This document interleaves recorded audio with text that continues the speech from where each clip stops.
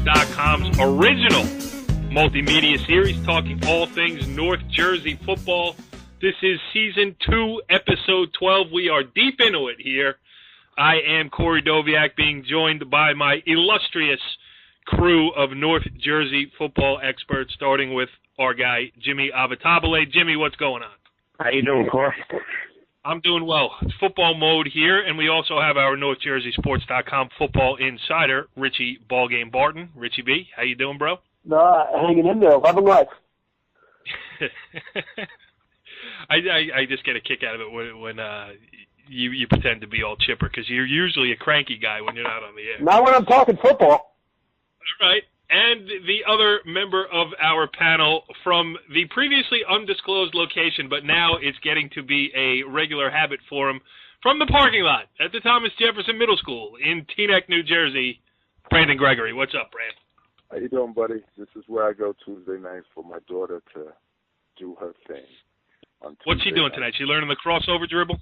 Yeah, crossover dribble, all that stuff that Teaneck basketball brings. So she's over here playing and doing her second practice after her practice at Richfield Park Middle School. So she did her homework, she got everything done, and she's very happy. I'm tired, and she's happy, so that's all that matters.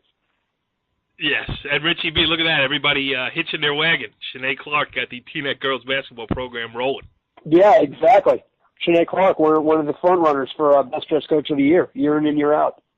Absolutely. Well deserving of that honor as well. And we will be talking basketball in the not-too-distant future. But before we get there, we got to talk about what happened this past weekend on the football fields across North Jersey, across the state. And we're going to divide this show up. We'll call this one Season 2, Episode 12, but there'll be a Part B tomorrow. Tonight, we're going to deal with just a review of what happened in the public school tournament, just because if we try to squeeze everything in, we're going to go 2 hours. Why not break it up over 2 days, especially since we got nothing else going on until the new season starts or until these state finals get played at MetLife Stadium in a week and a half. So we'll start out with the publics. And, I got to get my notebook here because we got to go through our picks and everything else. But we'll start it out on Friday night with the little guys, because I was over in Cresskill on Friday night. And it's, you get a feel for small school football when you walk into Cresskill. I flash the old press badge. I walk through, and I come up upon a bronze plaque that now stands right outside the ticket booth there over in Cresskill. It's One Bob Valley Way, the plaque says. That's the name of the street leading up to Arch Shaw Field there in Cresskill. And, Jimmy, before we talk about the game a little bit, because I got to break your stones a little bit about your picks, but small school football, Bob Valley just retired last year, and, you really do get a good feel for the environment of what little school football is all about. Yeah, Cresskill is one of those magic places. You forgot to talk about that little bridge that you'll walk over to get to the field. And yes. Cresskill this year, Coach Valley retired after a long stay there, and they haven't missed a beat. They have not. They beat Boonton handily, 17-0. I mean, it's not a blowout on the scoreboard, but they shut them out. And really, Matt Ferrara had the game of his life. I mean, offensively, defensively, special teams. How about this for a night? He scores the first touchdown to make it 7-0 on a 5-yard touchdown run. Then Boonton is on the verge of tying the game. They run a pitch. I think it was third down. I got to go grab my notebook again. But from the 2-yard line, and the kid has wide open running space, they close it down, and right on the G, as it's painted on the grass field there, a hit, a fumble, Ferrara picks it up in the end zone, goes 101 yards the other way. So instead of a 7-7 game, you got 14-0 Cresskill. And then he hits what was probably the ugliest field goal in the history of organized football, a knuckleball from 25 yards out. He also kicked both extra points. He accounted for all 17 of Cresskill's points, and the top-seeded Cougars move on. Now, Jimmy, the picks, you had Boonton. What happened? Well, I went into the bracket looking at Boonton, and they were certainly a team that was primed to get to a final, if not win it. Obviously, their quarterback was not able to play quarterback the last 4 or 5 weeks. He shifted over to play linebacker. He was playing with a broken, looked like wrist or hand. But, Right. Following the Twitter, down 7-0 with an opportunity to tie the score, I was certainly pretty happy with that. And as you mentioned, Mr. Ferrara returns the fumble 100 yards, and that pretty much put an end to me in that section. But it was a good effort for Boonton. Boonton certainly had a great season, and, you can't win them all. Yes. Now, great thing about Matt Ferrara is, too, I got some sound with him. We're going to play the interview in just a second, but he lives directly behind the high school. If you cut a hole in the fence, you can get right to his backyard, and that was one of the things we talked about in the interview. But let's take a listen. The Matt Ferrara show tonight. What happened? My team happened. Offensively, I was making cuts off my linemen 5 yards downfield. I couldn't ask for anything better. Defensively, that fumble on the goal line, I got scared for a second. I thought he was going to power through, and we came up, stuck him, and I just got lucky that the ball was at my feet. Who made the hit?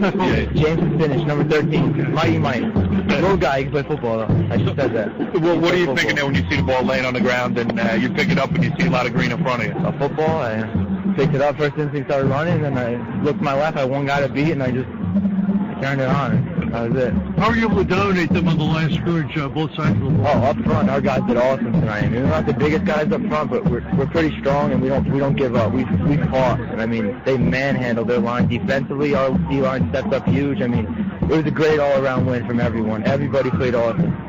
Coach said that you're a Cresskill kid. Both of your parents are Cresskill people. You're a Cresskill guy. My uncle Cresskill guy.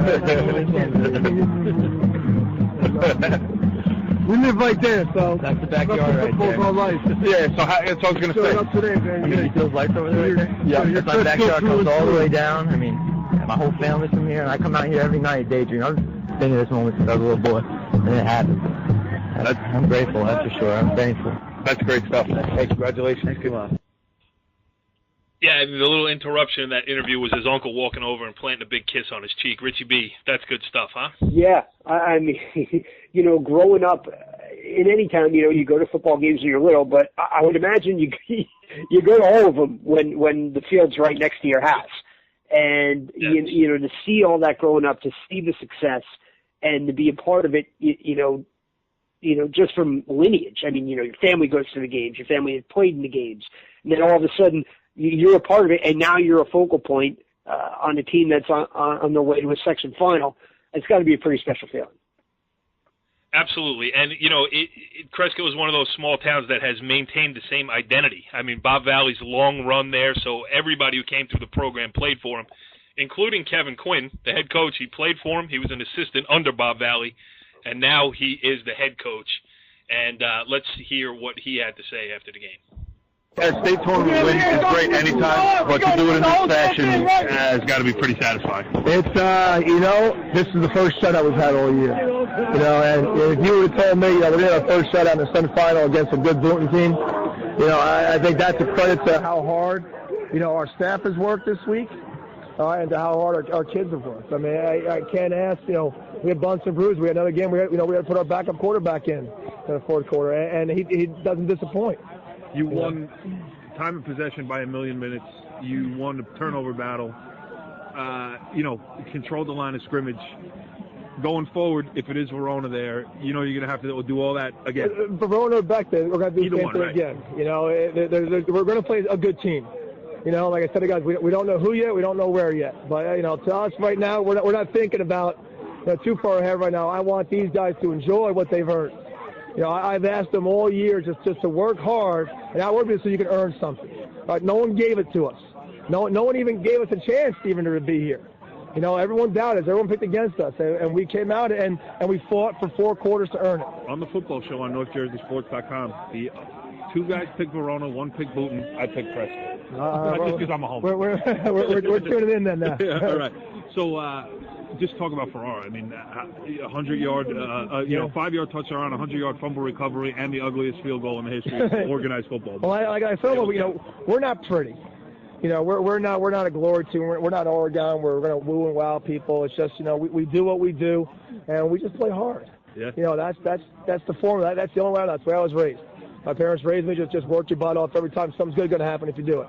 And our guys fit that mold. Matt's a Cresskill kid. He's got 2 Cresskill parents. So he fits that mold.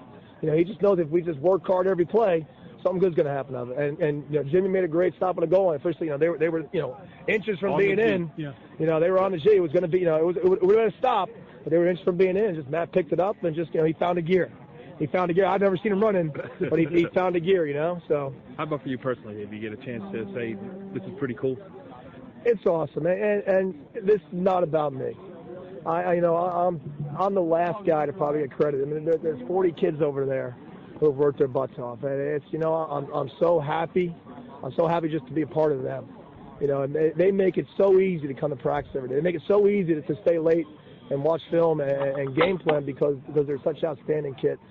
And I'm fortunate. I'm sure a lot of teams say that, and I'm sure a lot of kids have it, but we got some great ones, and they make it so easy for us as a staff to work hard because we don't want to let them down, and that's my goal. We got to spend the next 2 weeks making sure that we give them the best opportunity, no matter who it is, to win. All right, Brandon. Now you picked Verona. They made it through. Verona, 22-0 win over Beckton. Another shutout on the other side. Rich, you picked Verona, so you're still alive. Jimmy, as I mentioned, you picked Boonton. You're out, and I have to come clean. I lied. I told Coach Quinn that I picked Cresskill, and at the time I truly believed it. So I guess I didn't lie. I just have poor memory. I actually picked Beckton, Brandon. Well, what do you think of that? Obviously, with Cresskill, it's all like Coach Quinn, like you had mentioned. He's an alumni of Cresskill High School. And anytime you can come back and coach where you played, that's a great feeling. And now in his first year and able to accomplish what he has, there's a special euphoria that's going on at Cresskill High School right now with him. And obviously Verona is going to be a good, tough matchup. But I picked Verona. I really don't know too much about Verona. Just listen to what Jimmy had said, so that's why my pick swayed that way.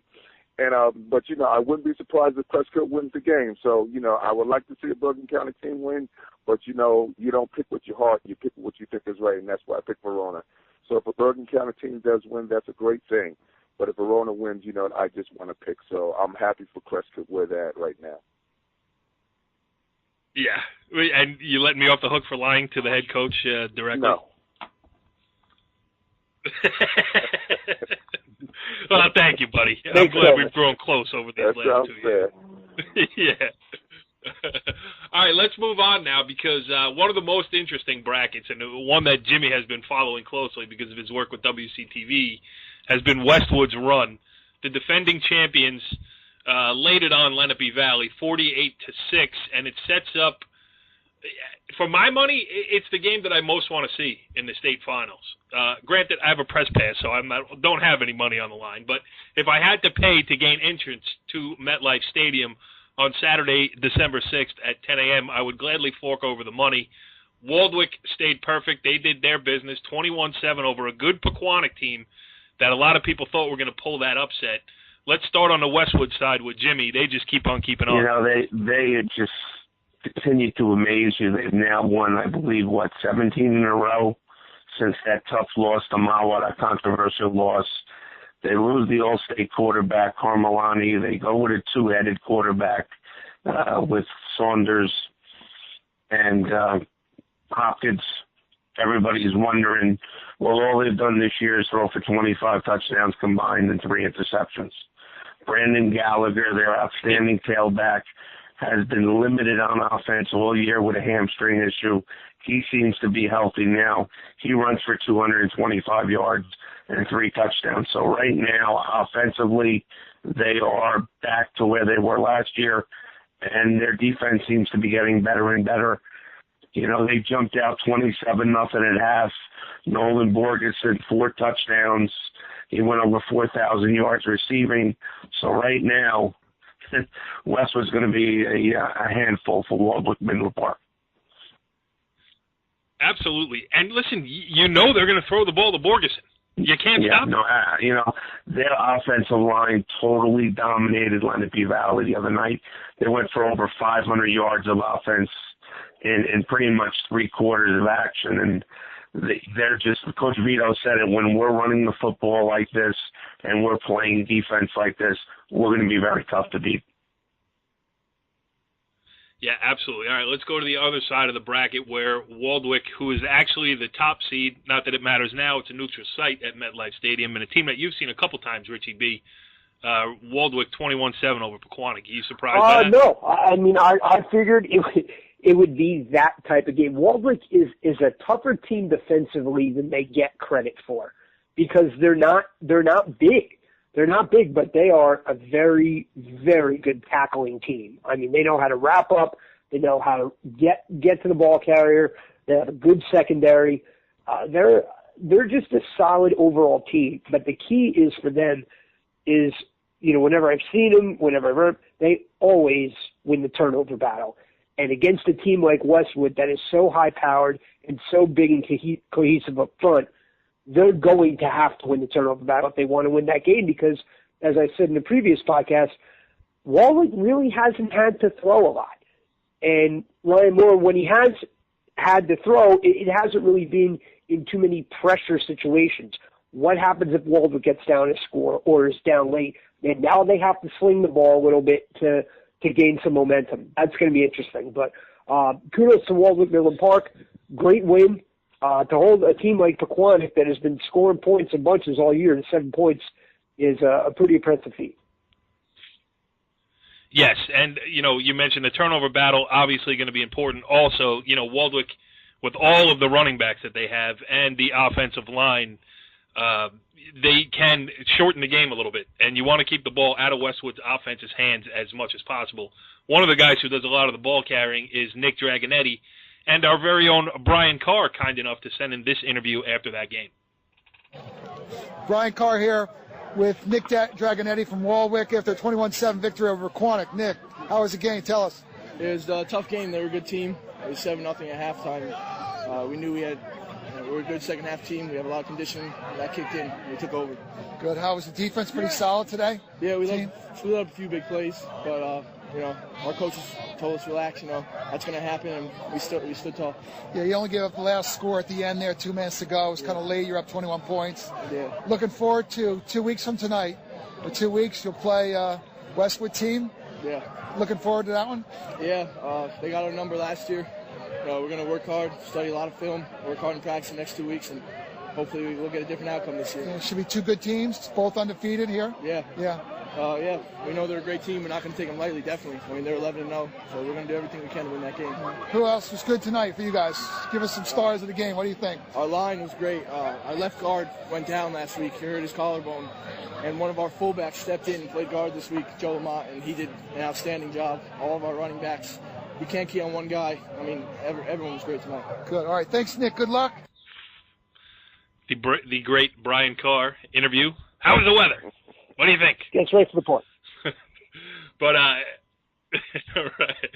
Great stuff by Brian Carr there. And then he also caught up with Waldwick Midland Park head coach Greg Grusdis. I believe that's the way you pronounce his name. And when you get done hearing this, he's excited. Brian Carr here with the Waldwick coach after a big 21-7 win over Pequannock. Coach, how was the game? Game was just what we expected. We knew it was going to be a tough game. They play very good defense, and they got some guys that can get off blocks, and they made us work for everything tonight for sure. Good. Got off to a good start there, up 14-0. Yep. Kind of help you guys cruise along in the second half. Yeah, we were confident in our defense. Our defense, we haven't let up more than 14 points all game. So all week we're reading the papers. They got Pequannock scoring 21, 28. Maybe they didn't do their homework, but I thought we were going to shut them out. We it was not a letdown, but one at the end. We were playing a little prevent. You know what they say about prevent defense. But we know we got a good defense for sure. So they felt a little disrespected. Right. Looking forward, 2 weeks. Oh yeah, you kidding me? We had this circle broken off the field last year. That was seniors came in and said that was our goal. It wasn't make the playoffs. It wasn't go undefeated. All that just came with it. It was get a good seed and make a run and hopefully meet Westwood again. Yeah. What do you see looking forward to Westwood? They won pretty big today. Oh, yeah. I mean, carbon copy of last year. We think we're a little bit better than last year. We think they're not as good. The quarterback was really key for them last year. They're running 2 quarterbacks. Right. They got Borgenson, whenever you have him, and they got their fullback. So they're going to be a handful. Can't concentrate on just a runner to pass, and they'll hurt with the other one. Yeah. So good luck next 2 weeks. Practice up. Get ready. You bet. Good luck. We'll be ready. Have a good game, Coach. Thank you very much. No problem. Take care. Brandon, he didn't shy away. He said, they're better. Speaking of his Waldwick team, and Westwood not as good. What do you think of that? You want to give confidence to your team, and he's confident that Waldwick Midland Park can beat Westwood, but it's going to take a very huge effort to beat Westwood. Westwood, on top of having Brogerson, Gallagher, and a great offensive line and defensive line, their coaching staff also brings another level of expertise that you have to side with Westwood there. Not saying that Midland Park doesn't have good coaches. They do. But you just have to, there's just a little bit extra edge as far as that's concerned. And by you playing in these big games, this is not Vito's first dance, besides being at Westwood coaching where all the other places that he's coached at and him playing. I just give Westwood that advantage because of their ability and what that brings to the table besides their football players that they have on their team. What Charlie Weiss say? These guys will have a schematic advantage every time they take the field. Whatever that means, as far as when Charlie Weiss says it, or what he's done what he did at Kansas and all his other stuff. So that doesn't say much. Right. Yeah. He single-handedly got Will Muschamp fired at Florida by not turning it around. I'll say that Gallagher being fully healthy is a huge deal for Westwood, because that was kind of a little bit of a question mark whether he would get back to full health. And for him running for 225 and 3 touchdowns against Avitable Valley is impressive. And 2, let's face it, the key to the game is about 5 kids on both sides of the ball that are never going to get, written about or talked about, and it's going to be one up front. Because Westwood's quarterbacks have done a great job combining for 25 touchdowns and 3 interceptions, but haven't really got hit a lot. Ryan Moore hasn't really had to throw a lot, and when he hasn't really gotten hit either. So, what happens if one of those quarterbacks really gets popped? Does it affect their game? Does it affect their psyche? And how does that translate to the rest of the team? Well, it's funny. It's funny you say that about if he's, Hopkins and Saunders are going to get hit. Matty Nunez, their outstanding all-league lineman, is actually out for the season for Westwood. He went out with he got hurt in gym class. He's been out the last 6 or 7 weeks, and they haven't missed a beat. So guess who's playing defensive end for Westwood? Mr. Hopkins.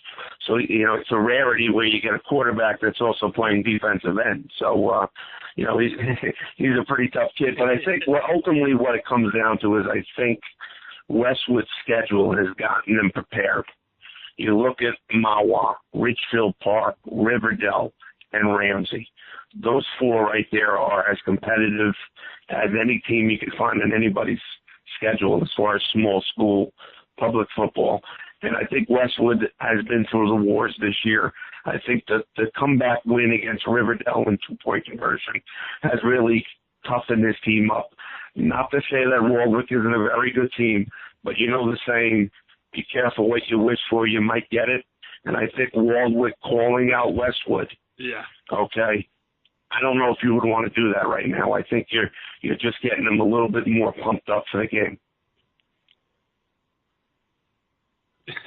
He did do a little calling out there. But, hey, I'm glad it was here on the Monday Morning Quarterback on NorthJerseySports.com. And Hopkins can just say, you sack me, I sack you right back. All right. As for our picks, now listen, we all have Westwood across the board, but for me, it's most important that they win because I'll let you in on a little secret. Of all the brackets that we picked, and there were 1, 2, 3, 4, 5, 6, 7, 8, 9, 10 of them, I only have 2 teams still alive, Westwood being one of them. Because, I have a tendency to pick with the NorthJerseySports.com brain when not my own. So, therefore, I'm struggling mightily, including North 1 Group 3, where Ramapo went down to Riverdale in the semifinals. I picked Ramapo, Richie B. You covered that game, and it was, well, quite simply, Riverdale being Riverdale. They play ugly. They play hard. They win ugly. but that's their thing. They just grind you and grind you and grind you, and then boom, they pop a play and then they make it stand up, which is pretty much exactly what happened. Even though I thought. I do. It's a man crush. There's no way around it. The kid is just a tough kid, smart. I know it's the only thing I don't like about him. The only thing I don't like about him is he has roots to a town that you grew up in. That's really his only flaw. But I mean, he's just a tough kid, well-spoken, a leader, poised. Riverdale. Well, let me tell you something. Andrew Tamino is also a good player. Great on the line, both against the pass rush and the quarterback, and also against the run. But also, he's turned into quite a weapon as a fullback who could just get chunks of 5 yards here, 6 yards there. 66. What number does he wear? What? You gotta love it when it's 66. Not a lot of cuts and making guys miss with Camino. He's just looking to run into the person directly in front of him. Riverdale's just, if you're an old school, football purist, you'll love watching Riverdale because they just try to mash you every single play. And on offense, they try to, they do that up front and they try to, trick you with, a little triple option, a little misdirection, and do those little things to kind of keep you off balance. The problem going forward, I think, against Sparta, Sparta has been a juggernaut all year. And the thing about Connolly is Connolly can throw, but let's face it, they have 11 games this year and he has 600 yards passing. I mean, you're talking averaging 55, 60 yards a game passing. When you get to Giant Stadium, no matter what section it is, you have to throw the ball. Riverdale, I don't see them being up a score or two where they can just run the ball and kind of grind the clock down. Against Sparta's going to score, and you're going to have to keep up with them. I don't think they're going to be able to do it just in the run game. They're going to have to get Connolly out of the pocket where he could make plays both with his arm and his legs. Are you going to leave anything for next week's preview show? There's more to come. Brandon, that surprised you, that result? I mean, we've had DJ on, and cat out of the bag. We're going to try to get him to next week's show too, on our preview show. But listen, that's a great coaching matchup right there. Drew Gibbs against DJ Nymphius, and DJ seems to find a way to pull these games out. Versus DJ Nymphius versus Drew Gibbs. You can't get any better than that as far as North Jersey football is concerned. Both great coaches and what they've done at their programs with Riverdale and obviously with Ramapo. And like I said, obviously the first game was a little bit of a cat and mouse situation when Ramapo beat them. And DJ said, people may have said, well, I didn't do it the way that some people felt I should have, but he had a plan, and obviously his plan has worked. So, kudos to him. And, Sparta is going to bring a lot to the plate. They're big up front. They're physical. They're going to give the ball to the boy Fiora.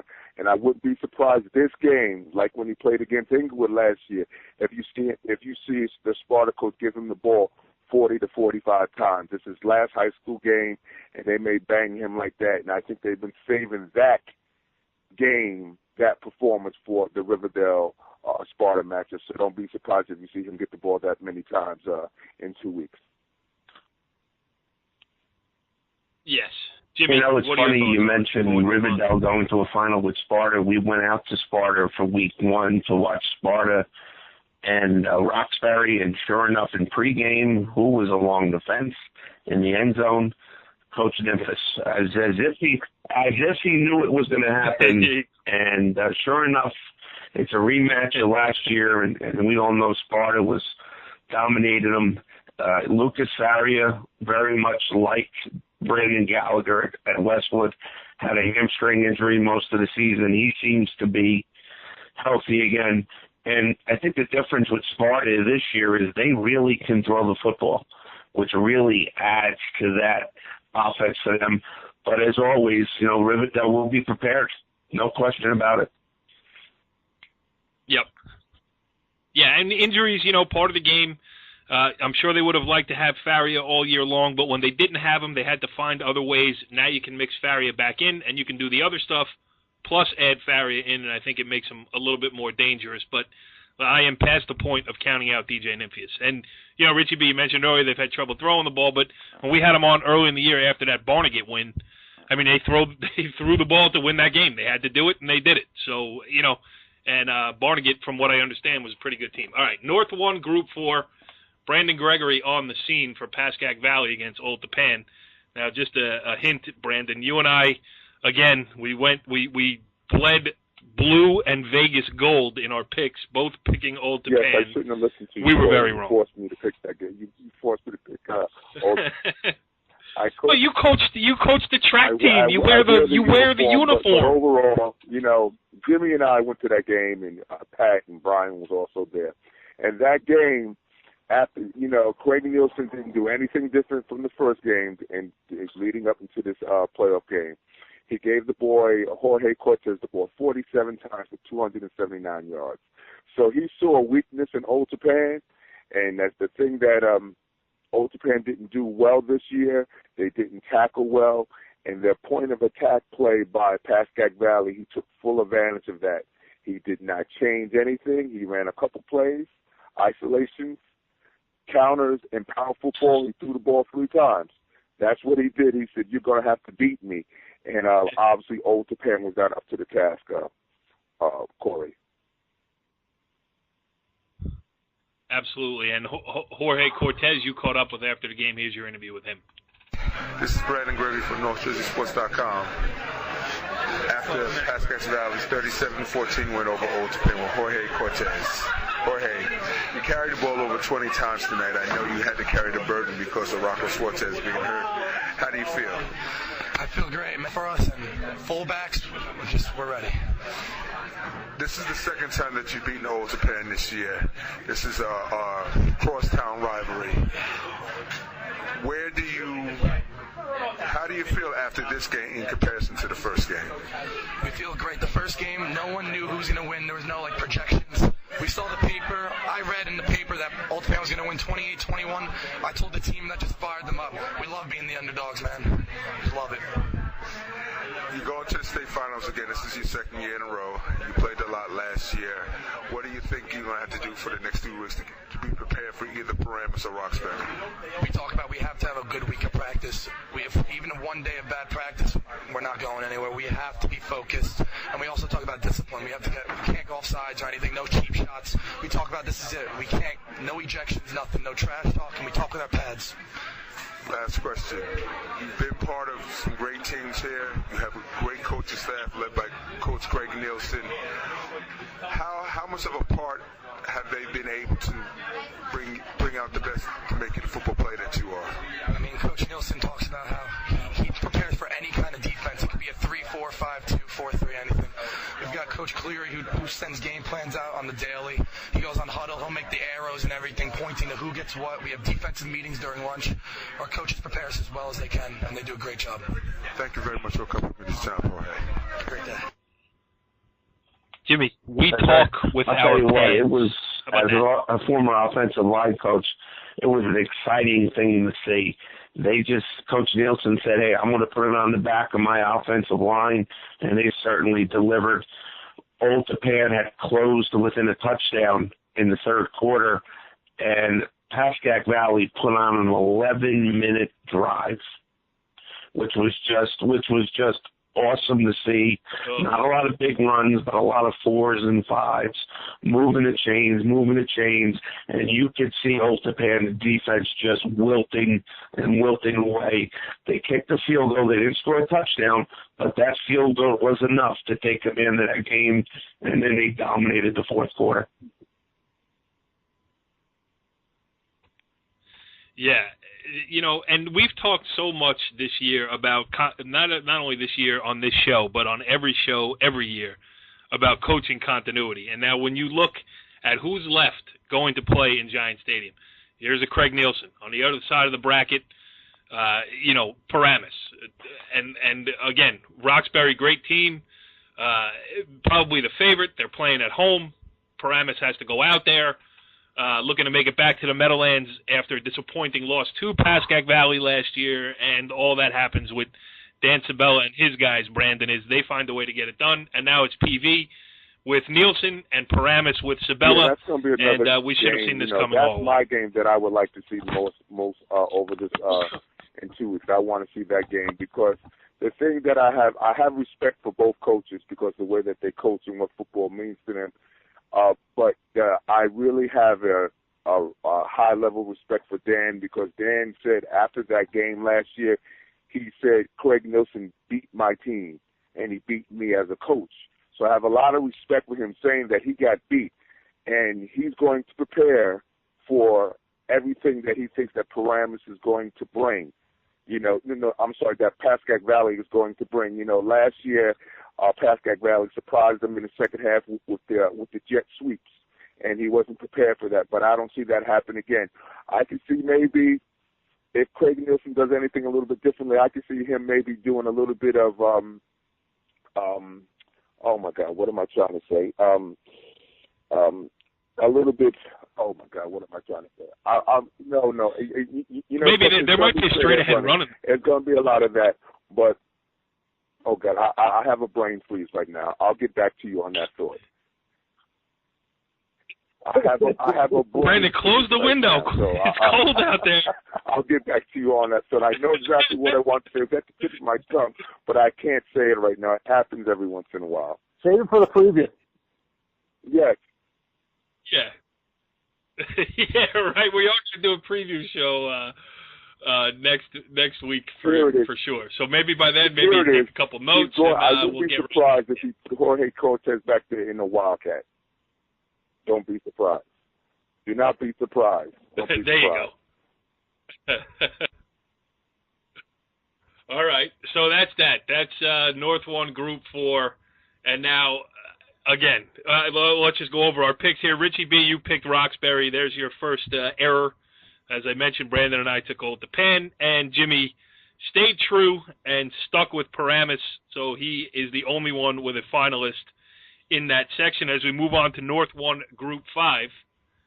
And what do we got here? All right, we got top-seeded Montclair, a 24-7 win over Hackensack. And listen, before we get to Montclair, and Hackensack season's not over. They still have their annual Thanksgiving Day game with Teaneck, one of the few still left around here. But Jimmy, you got to tip the hat to Hackensack. I mean, we kept waiting all year for them to collapse.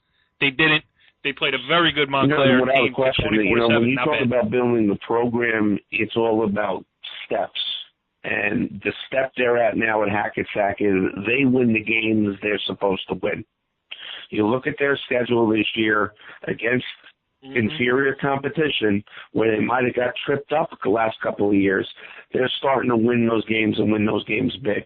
The next step is to play the teams the next step above you competitively. And sure enough, that Montclair game was not a 24-7 game. They were in that game for most of the first half and into the third quarter.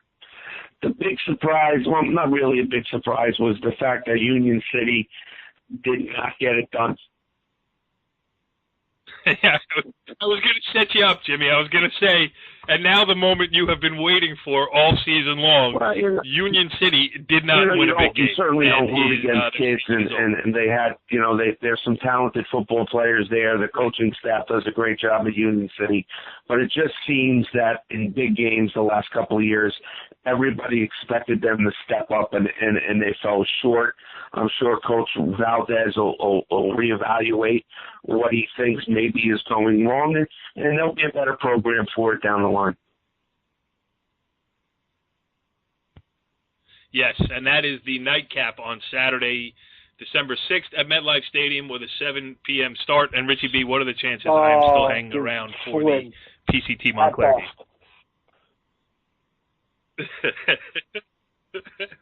I will be at the TikTok diner no doubt about it. at kickoff. Yes, but on the other side of the bracket, Passaic County Tech a 12-6 winner over Union City. So, Richie, I don't know. You cover more of that stuff than I do. Passaic Tech. In case you didn't hear, I picked it. I had Montclair PCT in the let me look at. You're right. All right. Well, All of you have chosen Montclair in this bracket. I, of course, took Union City because I wanted to be the anti-establishment candidate. And you know from watching presidential elections, the independent never wins. So I fit right into that category as well. We will preview that game next week.